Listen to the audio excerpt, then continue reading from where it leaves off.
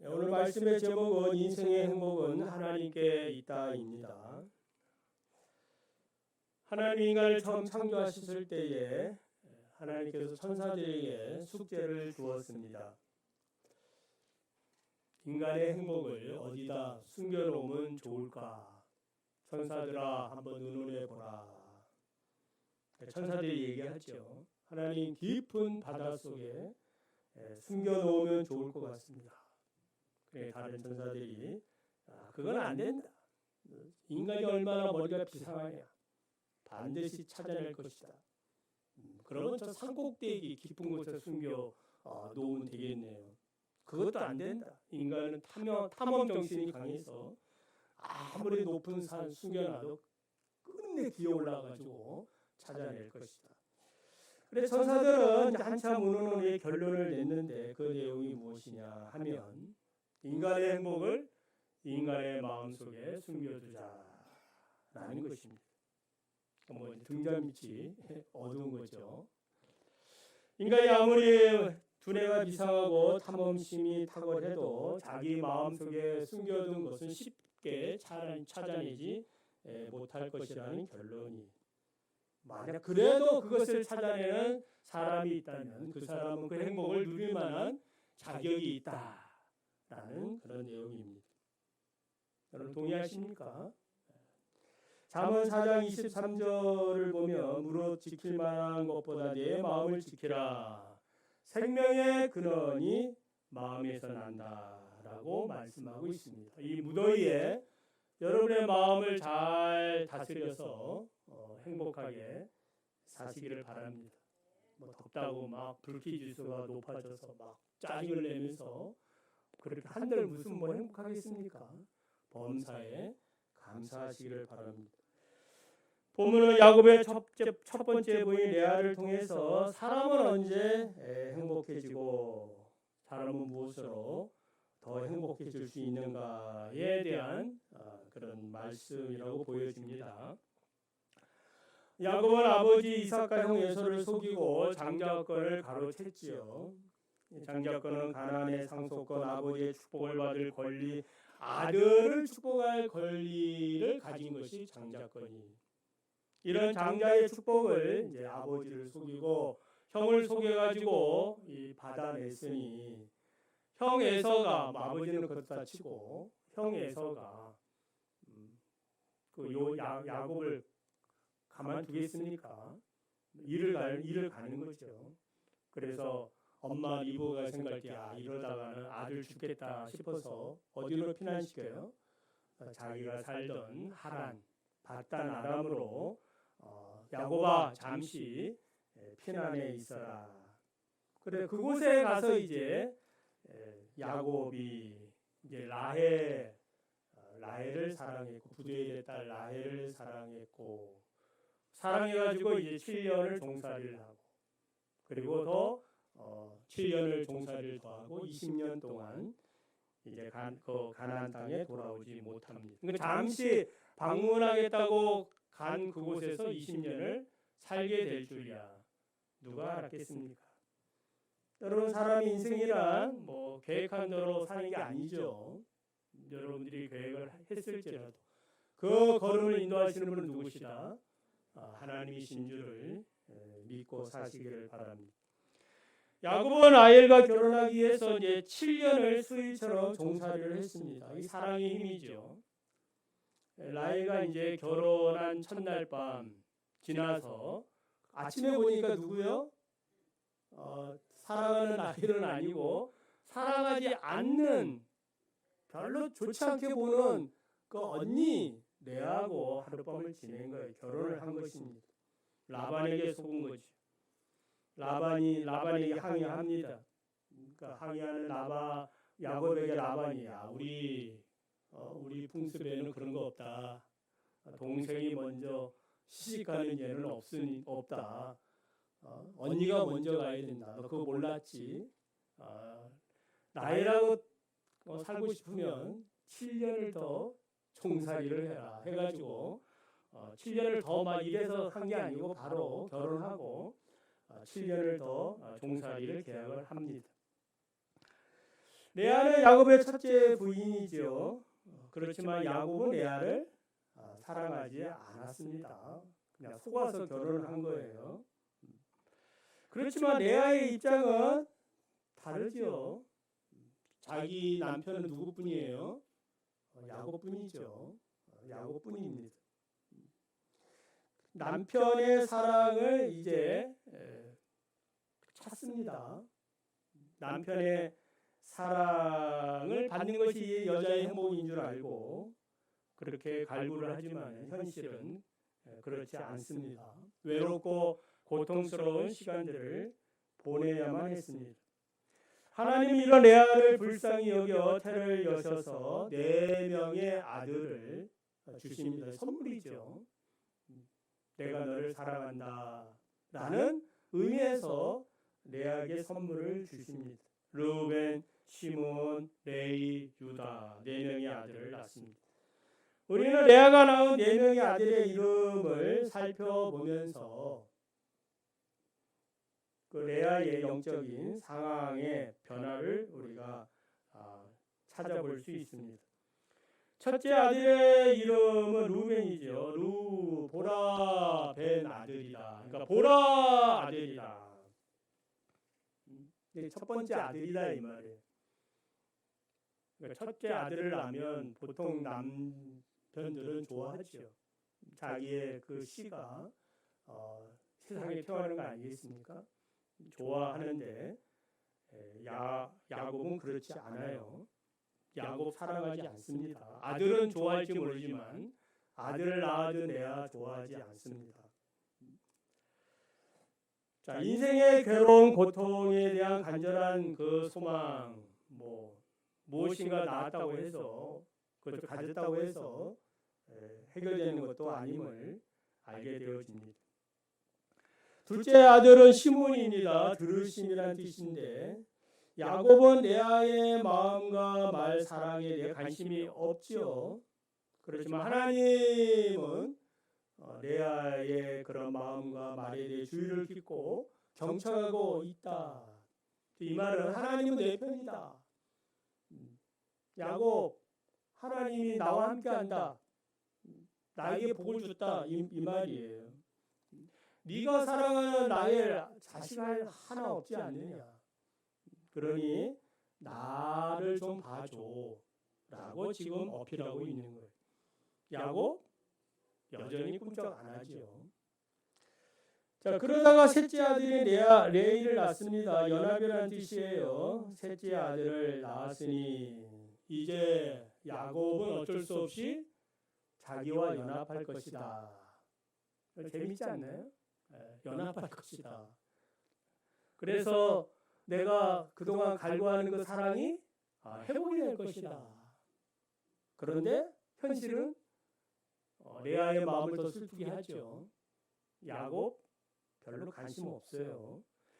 진정한 사랑은 사랑과의 연합에 오지 않는다.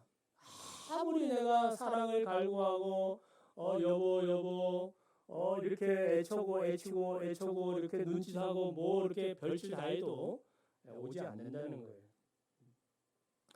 하나님이 원하시는 것이 무엇인지 하나님은 레아에게 깨닫기를 원했는데 그렇지 못한 것 같아요.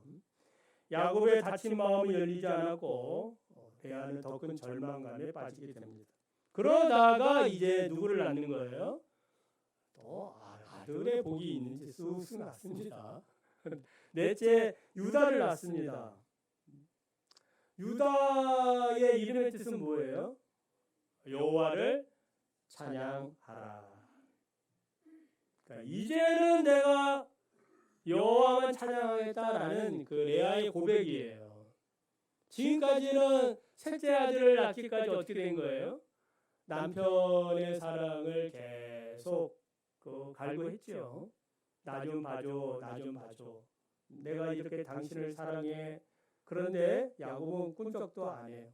그러다가 이제 레아도 그렇다면 당신 사랑보다는 내가 뭐 하겠다는 거예요? 여호와만 찬양하겠다. 이런 이제 의미가 들어 있는 겁니다. 그러니까 그동안의 모든 수고가 다 무엇이에요? 다 부질없는 일이고 쓸데없는 내 인생의 낭비였구나. 우리가 지난 주일 오후에 이제 결혼에 대해서, 그러니까 불신 결혼에 대해서 얘기할 때에 서로 인생을 낭비하는 거거든요. 사랑하지 않는, 영적으로, 이거는 좀 다른 이야기지만 영적으로 사랑한 게 아니라 하나님 관계, 언약 관계 없는데 그런 사랑을 갈구한들 인생은 피곤할 수밖에 없고 서로에게 낭비가 되어진다라는 것을 말씀을 드린 적이 있습니다. 자, 하나님이 레아에게 네 명의 아들 루벤, 시몬, 레위, 유다를 주신 목적은 무엇이냐? 야곱을 사랑하는 일보다 더 큰 사랑의 대상인 하나님이 계신다라는 것 아니겠습니까?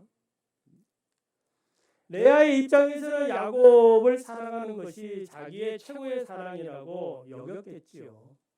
그러나 이런 사랑이 살면서 뭘 느끼는 거예요? 허무하고 가치가 없다라는 것을 깨닫고 유다를 낳으면서 이제는 내가 여호와만 찬양하리라고 이제 고백을 하는 거예요. 뭐 세상에 있는 것들 다 우리가 그런 것을 통해서 부질없는 것임을 깨달을 때에 신앙으로 온전히 귀하는 거 아니겠어요? 하나님을 찾고 하나님뿐이구나라고 이제 고백을 하는 것입니다. 레아가 처음 세 명의 아들을 낳을 때까지 루벤, 그 다음에 시몬, 레위를 낳기까지 그녀의 삶은 기대 반 실망 반이었어요. 남편의 사랑을 기대했지만 역시나 찬밥이었습니다.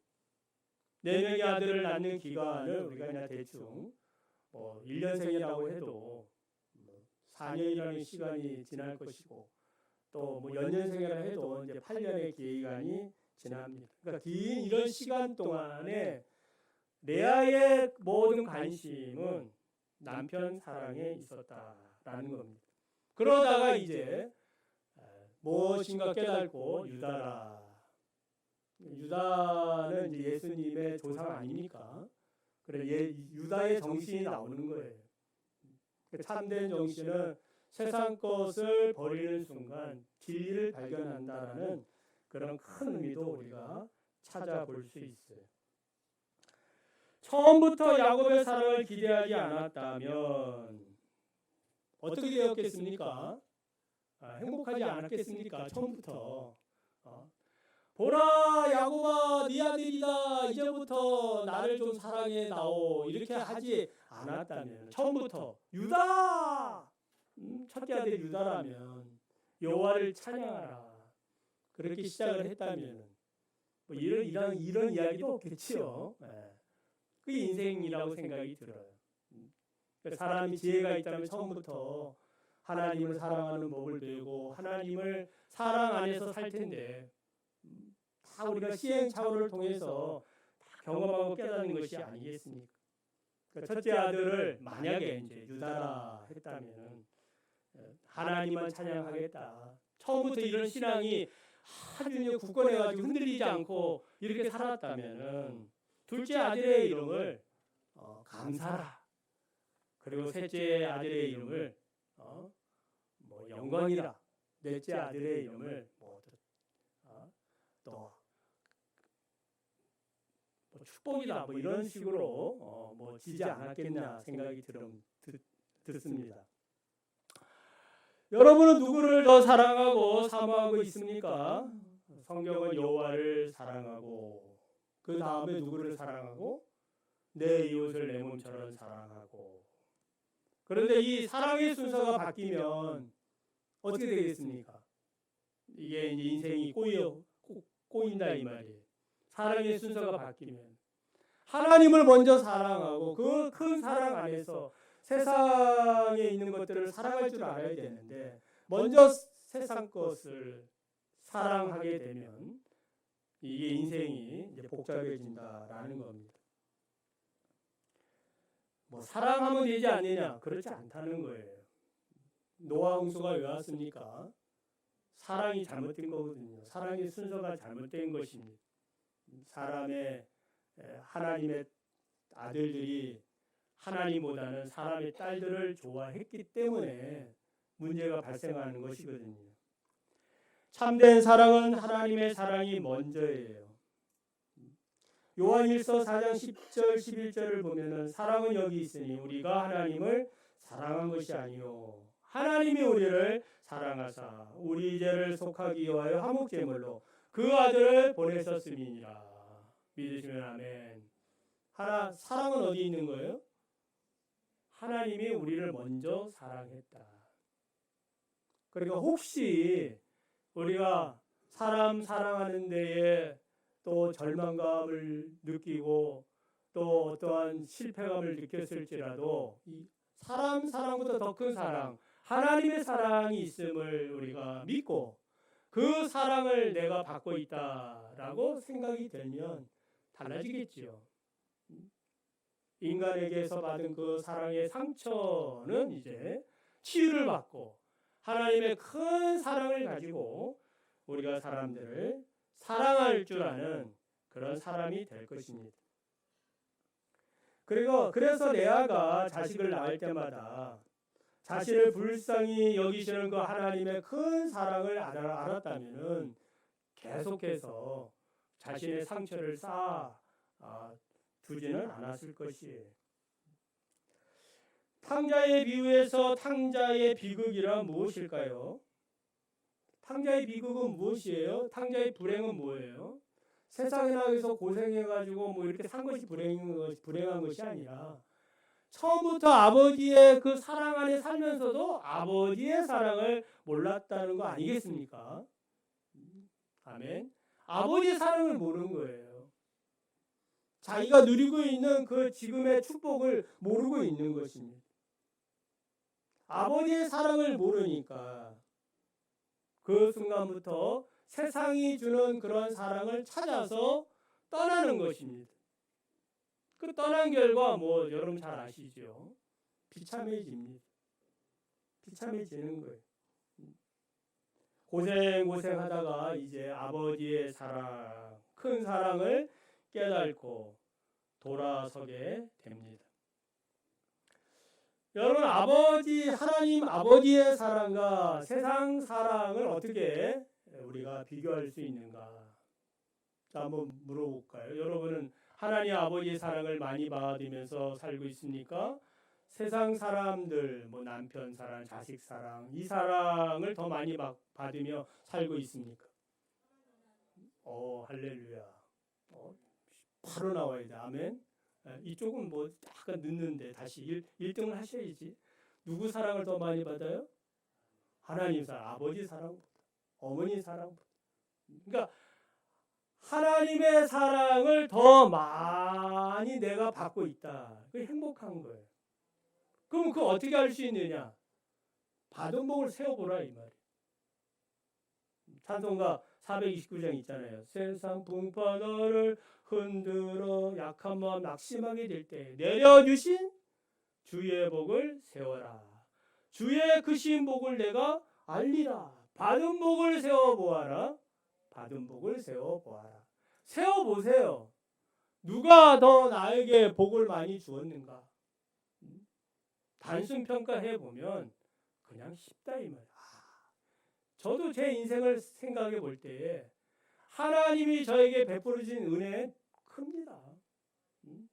나의 부모가 또한 나의 그 아내가 또한 자식들이 준 행복보다 하나님이 주신 그 행복이 커요. 비교할 수 없어요. 그래서 여러분들이 금방 아까 하나님의 사랑이 크다라고 할 때 바로 대답이 나온 것도 저와 같은 이유라고 생각이 듭니다. 하나님을 경험하는 것입니다.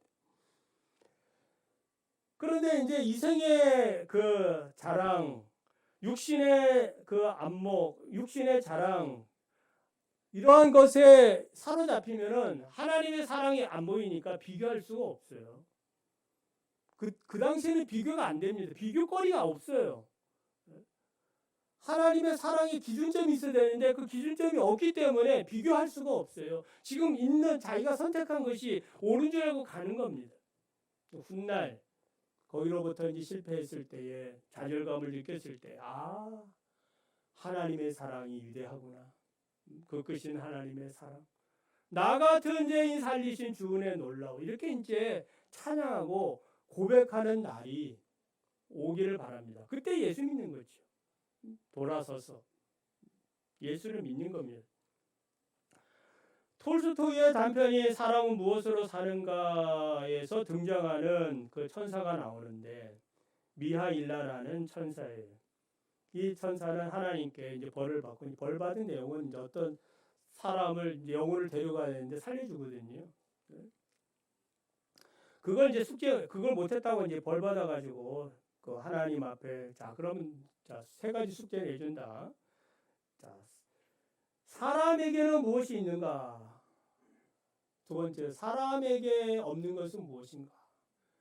그리고 세 번째, 사람은 무엇으로 사는가에 대해서 네가 직접 경험하고 알아오라. 이게 숙제예요. 그래서 이제 이 천사가 이제 추운 겨울에 이제 오돌오돌 떨면서 이렇게 있는데 이 세몬이라는 이 사람이 그를 불쌍히 여겨가지고 자기 외투를 주고 외투로 살아왔다가 이제 돈이 부족해서 못 사고 이제 자기가 입은 외투를 주고 그 사람을 이제 자기 집으로 천사를 데려가서 자기 이제 구두장인데 구두 기술을 이제 가르쳐 주면서 함께 이제 사는 이야기. 그러다 이제 구두를 만드는데 이제 어떤 신사가 와서 장화를 만들어 달라고 이제 가죽을 주는 거예요. 근데 이제 이 미하일라는 뭘 만들어 주냐면은 장화가 아니라 슬리퍼를 만들어 놓습니다. 근데 이 신사는 장화를 신을까요? 신지 못하고 죽습니다. 그러니까 내일 어떻게 될지 인생은 모르는 얘기를 하고 있는 거죠. 그래서 슬리퍼를 만들어 놓고 장례식 때 이 슬리퍼 신기고 장례를 치르게 됩니다. 자, 세 번째 이제 마리아라는 여점이 나오는데 이 분은 사랑으로 산다는 것을 발견을 해요. 마리아가 이제 그 자기 두 딸을 데리고 오는데 구두를 만들어 달라는 거죠. 근데 친딸이 아니고 입양단 딸이에요. 이 두 딸을 뭐로 키우고 있다? 사랑으로 키우고 있는 겁니다. 그래서 세 가지 사랑 안에는 무엇이 있다? 사랑이 있고 또 사람에게 없는 것은 뭐예요? 내일에 대해서 모르는 거예요. 내일. 사람은 내일을 몰라요. 그리고 사람은 무엇으로 살아요? 사랑으로 산다. 요 세 가지 숙제입니다. 숙제를 다 풀고 이제 천국에 올라갔다는 얘기입니다. 자, 본문 말씀과 관련해서 이 세 가지를 적용해 보면 여러분에게는 무엇이 있는가? 무엇이 있습니까? 사람 사랑보다는 하나님 사랑이 있기를 바랍니다. 그리고 여러분 내일을 우리 알지 못하지만 내일에 대한 확신이 있죠. 영생에 대한 확신, 구원에 대한 확신이 있기를 바랍니다. 그리고 여러분 무엇으로 살아야 되겠습니까? 또 사랑으로 살아야 된다. 그러니까 사람 사랑으로 살면 레아처럼 좀 약간 불행해지죠. 하나님의 사랑으로 큰 사랑으로 살아가야 됩니다. 레아의 사랑의 방향은 야곱에게 있지요. 유다를 낳고 여호와를 찬양한다고 하지만 어떻게 됐을까요? 저는 전에 여기까지만 알았거든요. 근데 오늘 이제 본문을 다시 설교하면서 다시 보니까 그게 아닌 거예요. 여기서 끝난 줄 알았는데 다섯째 아들 이삭을 놓고 여섯째 아들 스불론을 낳는데 이 스불론의 이름의 뜻이 뭔지 아십니까? 성경에 나와 있어요. 내가 남편에게 여섯 아들을 낳았으니 이제는 그가 나와 함께 살리라. 무슨 의미예요? 여호와만 찬양하면 개인적으로는 여호와만 찬양합니다. 이 신앙으로 계속 살았으면 좋았을 텐데 레아는 그렇지 못한 것 같아요. 여전히 그의 마음속에는 남편의 사랑을 향한 갈구가 남아 있더라. 이게 우리가 이제 세상 말로 뭐라 그래요? 예? 뭐라 그래? 미련이라. 미련하다는 말이 아니라 미련을 갖고 있는 겁니다. 세상 사랑에 대한 미련, 그 미련 때문에 우리는 우리의 행복을 갉아먹고 있을지도 몰라요. 물론 하나님의 큰 섭리가 있겠지요. 야곱이 레아를 사랑했는지 사랑 안 했는지는 우리는 잘 모릅니다. 정확하게. 모르지만은 분명한 것은 야곱을 향한 레아의 사랑은 진심입니다. 진심이에요. 이런 진심된 사랑에 대해서 우리 하나님은 레아를 사랑한 줄 여러분 믿으시기를 바랍니다. 이게 위로라고 저는 생각이 들어요. 지난 새벽에 이제 창세기 23장 그 사라의 장사를 말씀을 드렸는데 뭐 들어보신 분은 아실 거라고 생각이 듭니다만은 그 막벨라 굴에 믿음의 조상들이 장사 다 되었는데 어떤 분들이 장사되었습니까? 물론 이제 첫 번째가 아브라함과 그의 부인 사라, 그리고 두 번째 이삭과 그의 부인 하나니까 이제 리브가, 그리고 야곱에게 있어서 누가 거기에 매장이 되었을까요? 야곱이 사랑한 사람 누구예요? 라헬인데 라헬이 아니라 누가? 레아가. 물론 이제 유다라는 아들을 낳고 메시아의 조상이 되긴 했지만은 그러나 이런 사랑의 관계에서 보면 야곱에게 라헬이 더 사랑스러운데 레아가 매장이 됐다. 하나님이 주시는 선물 아니겠습니까? 하나님이 누구를 인정하시느냐? 여러분의 모든 사랑과 수고, 뭐 남편을 사랑하고 아내를 사랑하고 자식들을 사랑하는 이 모든 수고, 혹시 그들을 알아주지 못한다고 해도 그것 때문에 속상할 수도 있지요. 지금도 이렇게 지금 여러분 속상할 수도 있어요.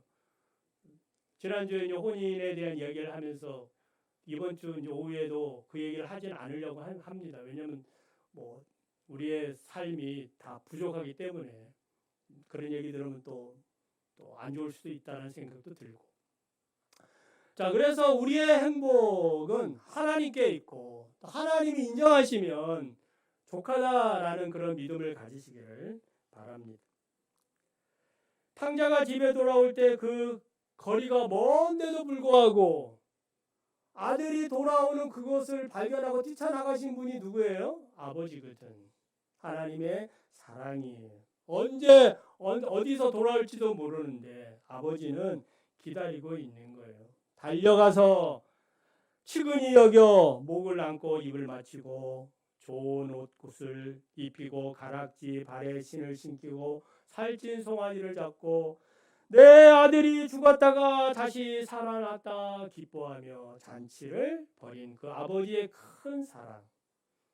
저는 말씀을 맺습니다. 인생의 행복은 어디에 있겠습니까? 하나님께 있습니다. 늘 고백하고 찬양하고 감사하시기 바랍니다. 이사야 49장 15절에 여인이 어찌 그 젖먹는 자식을 잊겠으며 자기 태에서 난 아들을 긍휼히 여기지 않겠느냐. 그들은 혹시 잊을지라도 나는 너를 잊지 아니할 것이라. 아멘. 모세는 신명기 33장 29절에서 이스라엘이여 너는 행복한 사람이로다. 여호와의 구원을 너같이 얻은 백성이 누구냐? 그는 너를 돕는 방패시오 내 영광의 가리시로다. 예수님 팔복에서 선언하지요. 마음이 가난한 자가 복이 있다. 애통하는 자가 복이 있다. 핍박을 받는 자가 복이 있다. 여호와를 찬양하면서 처음부터 여호와를 찬양하면서 하나님이 주신 복을 세워가면서 살아가는 우리 모두가 되기를 바랍니다.